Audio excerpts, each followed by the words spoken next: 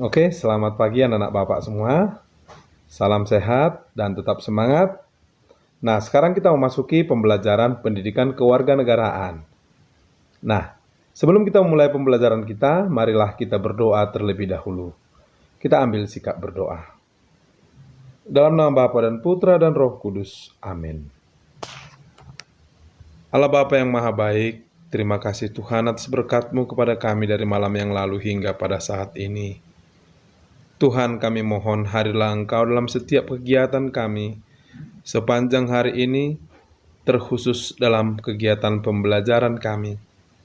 Dampingi kami Tuhan, agar kami dapat belajar dengan baik. Terpujilah nama-Mu kini dan sepanjang masa. Amin. Dalam nama Bapa dan Putra dan Roh Kudus. Amin. Nah, pada minggu lalu kita telah membahas mewaspadai kedudukan negara Republik Indonesia, negara kebangsaan Republik Indonesia. Nah, dan kita telah membahas tentang menelaah ancaman terhadap integrasi nasional. Nah, pada pertemuan sebelumnya kita telah membahas ancaman terhadap integrasi nasional dalam bidang ideologi.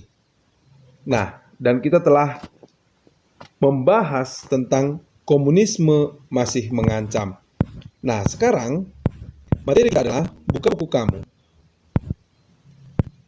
Minggu lalu kita telah membahas tentang dalam bidang ideologi, sekarang ancaman di bidang politik. Apa tujuan pembelajaran kita? Setelah mempelajari ancaman kedudukan kebangsaan NKRI, Negara Kesatuan Republik Indonesia, kamu mengetahui dan mampu mengantisipasi ancaman dari luar maupun dari dalam. Nah, ancaman di bidang politik dapat bersumber dari luar maupun dari dalam negeri.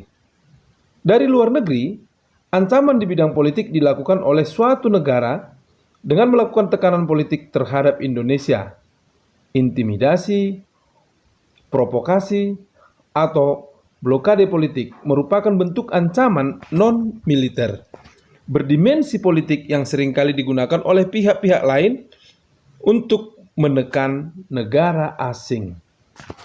Nah, ke depan seringkali digunakan oleh pihak-pihak lain untuk menekan negara lain. Bentuk ancaman yang berasal dari luar negeri diperkirakan masih berpotensi terhadap Indonesia.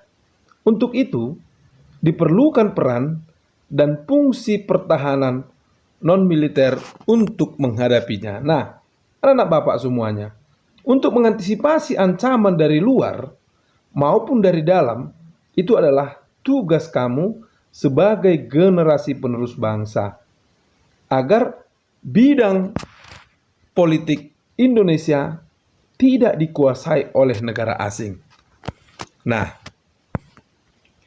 ancaman yang berdimensi politik yang bersumber dari dalam negeri dapat berupa penggunaan kekuatan dalam bentuk pengerahan massa untuk menumbangkan pemerintah yang berkuasa. Bentuk lain yang digunakan adalah menggalang kekuatan politik untuk melemahkan kekuasaan pemerintah. Maka, dalam mempertahankan negara Indonesia, kekuatan para kaum muda, kekuatan para warga negara ini boleh saja untuk menjatuhkan pemerintah yang berkuasa. Nah, apa tujuannya? Untuk mendapatkan kepentingan pribadi atau demi penguasa-penguasa yang memprovokasi bangsa. Nah, ancaman separatisme merupakan bentuk lain dari ancaman politik yang timbul dari dalam negeri. Sebagai bentuk ancaman politik, separatisme dapat menempuh pola perjuangan politik tanpa senjata dan perjuangan bersenjata. Pola perjuangan tidak bersenjata sering ditempuh untuk menarik simpati masyarakat internasional. Oleh karena itu, separatisme sulit dihadapi dengan menggunakan kekuatan militer. Hal ini membuktikan bahwa ancaman di bidang politik memiliki tingkat risiko yang besar yang dapat mengancam kedaulatan, keutuhan, dan keselamatan bangsa.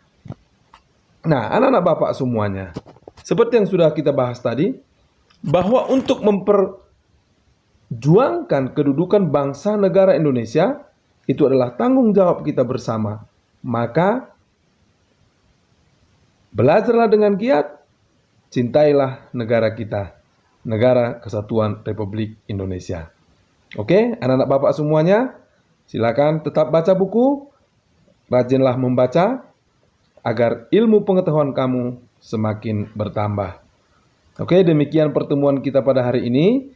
Nanti Bapak buat tugas di Google Classroom. Bapak harap kalian semuanya aktif dan semuanya mengumpulkan tugas. Oke, selamat berakhir pekan dan sampai jumpa pada pertemuan minggu depan. Salam sehat dan tetap semangat. Demikian dan terima kasih.